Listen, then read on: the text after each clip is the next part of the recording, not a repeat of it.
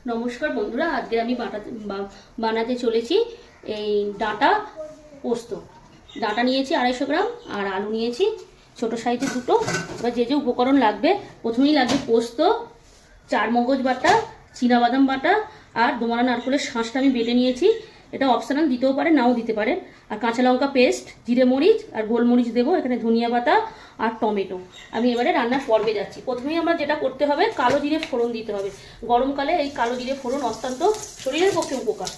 তার সঙ্গে একটা শুকনো লঙ্কা, এটা পুরো সাদা তরকারি হবে। যেহেতু নিরামিষ রান্না করবো, এতে আমি পেঁয়াজ রসুন দেবো না। এই আলুগুলো তুলে দেবো।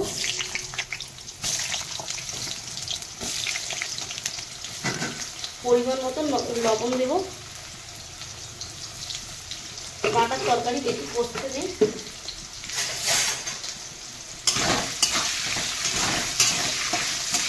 ডাঁটাগুলো তুলে দেবো।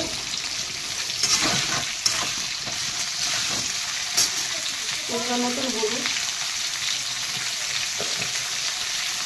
এই তরকারিটা পুরো সাদা হবে, কোনো রকম গুঁড়ো মশলা দেবো না। আর এই গরমকালে ডাঁটা খাওয়া খুবই ভালো, শরীরকে ঠান্ডা রাখে, হার্ট ভালো রাখে। এছাড়া বিভিন্ন রকম আমাদের রোগ প্রতিরোধের হাত থেকে রক্ষা করে এই ডাঁটা।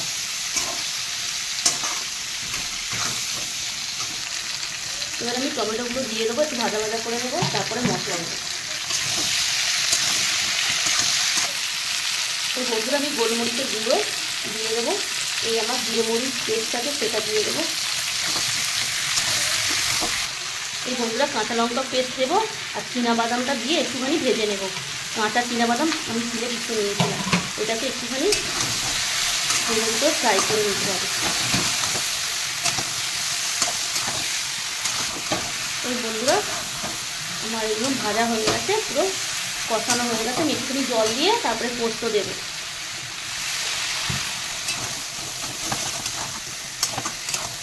এই বন্ধুরা, আমরা বাদামটা দিয়েছি, বাদামটা কষানো হয়ে গেছে, তেলও ছেড়ে গেছে।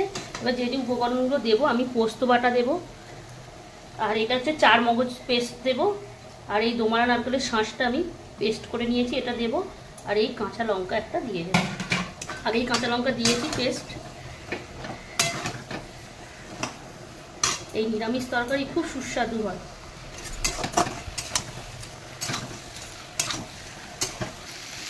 সব মশলাগুলো দিয়েছি, একটুখানি জল দিয়ে নেবো, দিয়ে এটাকে নেড়ে নেবো, তারপরে ফাইনালি জল দেবো।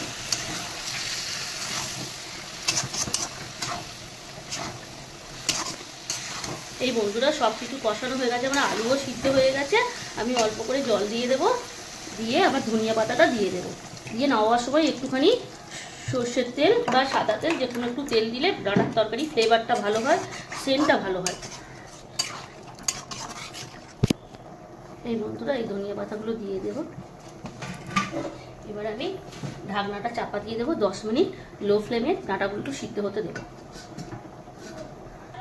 এই বন্ধুরা, আমার 10 মিনিট হয়ে গেছে, আমি এবার ঢাকনাটা খুলবো। খুব সুন্দর একটা ফ্লেভার বেরোচ্ছে। আর এই ডাঁটার তরকারিতে শেষ পথে একটুখানি সর্ষের তেল দিয়ে আবার 5 মিনিট মতো ঢাকা দিয়ে তারপর নামিয়ে দেবো। এই বন্ধুরা, আমার ডাঁটা পোস্ত তরকারিটা হয়ে গেছে, আমি এবারে নামিয়ে দেবো।